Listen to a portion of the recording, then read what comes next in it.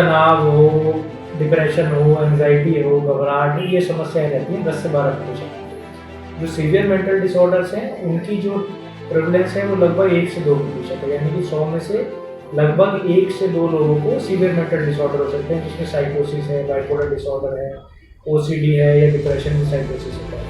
जब अब या काम पे मन नहीं लग रहा है, काम में गलतियाँ आ रही हैं तरह-तरह की, तो जब ये डिस्फंक्शन होने लगे सोशल एस्पेक्ट में, मानसिक एस्पेक्ट में या फिर फंक्शनल एस्पेक्ट में, जो भी आपका काम है, तब हमें लगता है कि कोई ना कोई मानसिक रोग हो गया है और उस टाइम पे हमें ज़रूरत है कि हम जाके किसी न किसी विशेषज्ञ से जाके मिलें, चाहे वो साइकोलॉजिस्ट हो।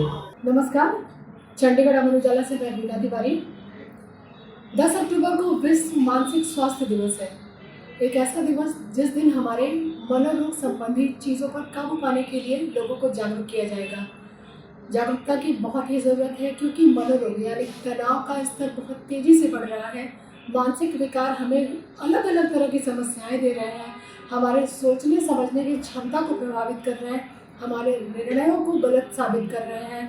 तो तमाम चीज़ें हैं जो हमारे मन स्थिति को प्रभावित करती हैं।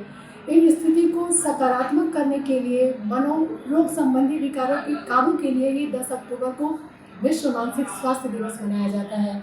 इस दिवस पे क्या कुछ खास होने वाला है और ये दिवस क्यों मनाते हैं, इससे जुड़ी जानकारी विस्तार से लेने के लिए हमारे साथ हैं पीजीआई के मनोचिकित्सा विभाग के असिस्टेंट प्रोफेसर डॉक्टर राहुल चक्रवर्ती जी। हम राहुल चक्रवर्ती जी से जानते हैं इसके बारे में। स्वागत है आपका। नमस्कार, थैंक यू। जैसे कि आपने बात की विश्व मानसिक स्वास्थ्य दिवस, वर्ल्ड मेंटल हेल्थ डे 2025 10 अक्टूबर को हम सेलिब्रेट करेंगे।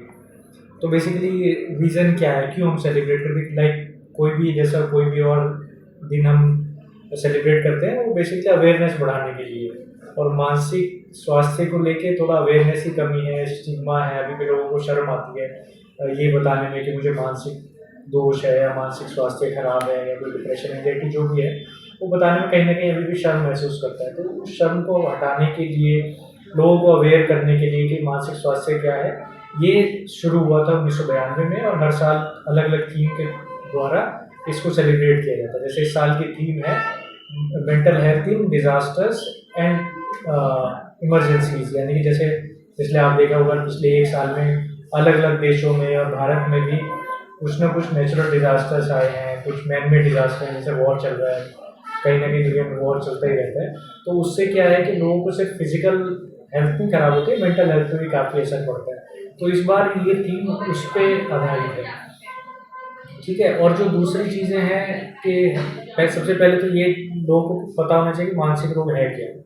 तो हम मानसिक रोग को 2 तरह से बांट सकते हैं। एक है कि कॉमन मेंटल डिसऑर्डर, जो सामान्य रोग से सामान्य तौर पर पाए जाते हैं। एक है सीवियर मेंटल डिसऑर्डर, जो कि हमें बड़ी इजीली आइडेंटिफाई कर सकते हैं कि ये तो यार इसका तो लगभग दिमाग खराब हो रहा है, ऐसे करके लोग बता देते हैं। तो जो कॉमन मेंटल डिसऑर्डर है वो कॉमन है इसलिए भी क्योंकि उनकी प्रेवलेंस काफ़ी ज़्यादा है। यानी कि आप मान के चलिए अगर 100 नॉर्मल लोग हैं तो हम उसमें मान के चलते हैं कि 10 से 12 लोगों को कुछ ना कुछ साइकेट्रिक इलनेस हो सकती है, कॉमन मेंटल डिसऑर्डर, जो कि शायद सिर्फ तनाव हो, डिप्रेशन हो, एंग्जायटी हो, घबराहट हो, ये समस्याएं रहती हैं 10 से 12%।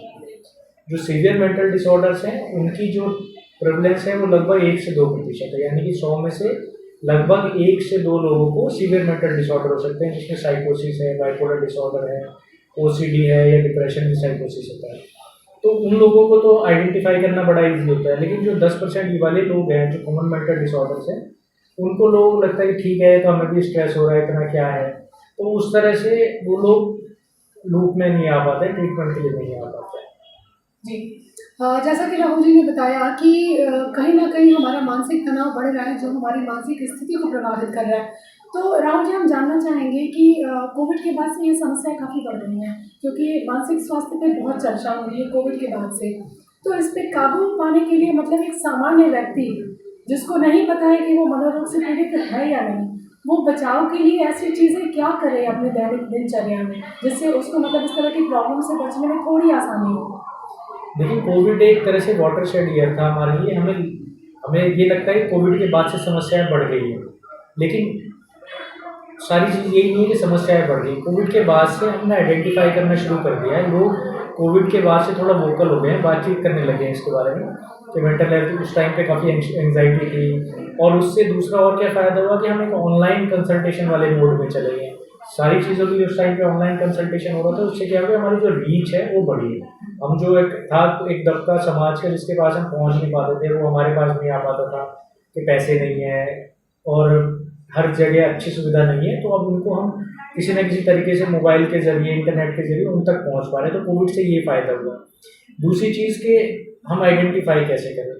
आइडेंटिफाई देखिए, एक है कि मान लीजिए कल को हमारा एग्ज़ाम है, तो हमें थोड़ी सी टेंशन हो रही है कि पता नहीं एग्ज़ाम में क्या होगा, और उसकी वजह से हम पढ़ने में मन लगा के और पढ़ रहे हैं कि नहीं हमें थोड़ा अच्छे से पढ़ना है, कल एग्ज़ाम अच्छा करना है। तो एक ही यूज स्ट्रेस इसको बोलते हैं कि हमें अच्छा करने के लिए हमारा शरीर हमें प्रेरित कर रहा है, हमारा मन हमें प्रेरित कर रहा है। लेकिन अगर यही स्ट्रेस इतनी ज़्यादा हो जाए कि आपके हाथ काँपने लग जाएँ, आपको डायरिया हो जाए, आपको पसीना छूट जाए और आप पेपर ही ना दे पाएँ, तो ये स्ट्रेस इतनी एंग्जाइटी इतनी ज़्यादा हो जाती है कि आपको डिसफंक्शन कर दे। तो ये जो वर्ड है डिसफंक्शन, यानी कि आप जो नॉर्मल आपकी फंक्शनिंग है, आपकी जो दिनचर्या है वो खराब हो गई। आप बच्चों के साथ प्यार से बात करते थे वो नहीं कर पा रहे हैं, आपकी नींद खराब हो गई है, आप यार दोस्तों के साथ बैठ के हँसते थे, मुस्कुराते थे, वो आप नहीं कर पा रहे हैं। आप अपनी फैमिली के साथ टाइम नहीं स्पेंड कर पा रहे हैं, इस चक्कर में उलझे हुए हैं, ठीक है? तो जब और या काम पे मन नहीं लग रहा है, काम में गलतियाँ आ रही हैं तरह-तरह की, तो जब ये डिस्फंक्शन होने लगे सोशल एस्पेक्ट में, मानसिक एस्पेक्ट में या फिर फंक्शनल एस्पेक्ट में, जो भी आपका काम है, तब हमें लगता है कि कोई ना कोई मानसिक रोग हो गया है। और उस टाइम पे हमें ज़रूरत है कि हम जाके किसी न किसी विशेषज्ञ से जाके मिलें, चाहे वो साइकोलॉजिस्ट हो, वो साइकियाट्रिस्ट हो, किसी न किसी से जाके अपनी समस्या का जाके हमने डिस्कस करना ज़रूरी है। जी। जैसा कि राहुल जी आपने बताया कि ऑनलाइन मोड में, तो ऑनलाइन मोड में क्या कोई हेल्पलाइन नंबर है? क्या पीजीआई कोई टेली कंसल्टेशन की सुविधा दे रहा है? उसके बारे में भी बताइए। ऑनलाइन देखिए, एक तो है कि पीजीआई का जो टेली कंसल्टेशन है वो तो बहुत पहले से 2018 से है।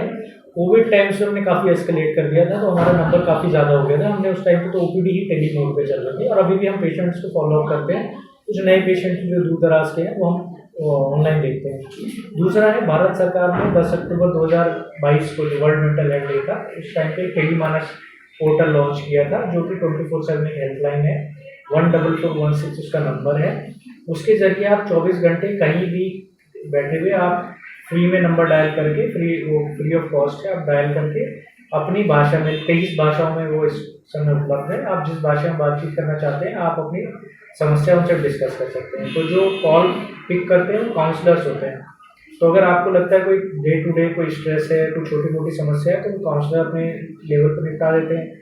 अगर लगता है समस्या ज़्यादा है, तो वो आसपास या तो जो साइकियाट्रिक सुविधा उपलब्ध है वहाँ भेज देते हैं, या फिर ई संजीवनी, जैसा आपने सुना है कोविड के टाइम पे ई संजीवनी ऐप हमने भारत सरकार ने लॉन्च की थी, तो उसके ज़रिए वीडियो कंसल्टेशन की सुविधा उपलब्ध है। जी। जैसा कि राहुल जी ने बताया, तनाव होना ज़रूरी है, स्ट्रेस होना ज़रूरी है, लेकिन अति हो जाएगी तो फिर वो विनाशकारी हो जाएगी।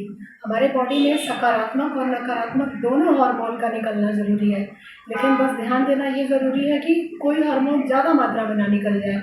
बिल्कुल। और जैसा कि इन्होंने बताया कि टेली मानस और टेली कंसल्टेशन दोनों ही उपलब्ध हैं। तो अगर आप तनाव में हैं तो चुप मत रहिए, बातें कीजिए, जिनसे भी आप अपने दिल की बात खुल के कर सकते हैं। तो टेली मानस में आप बातें कीजिए, 23 भाषाओं में उपलब्ध है यह सुविधा। आप जिस भाषा में बोल पाते हैं, अपनी बातों को व्यक्त कर पाते हैं, उस नंबर को डायल कीजिए। अगर आप दिन में नहीं बात कर पा रहे हैं, बिल्कुल रात में बात कीजिए, आपको विशेषज्ञ उपलब्ध होंगे, आपकी समस्या का समाधान सुझाएंगे।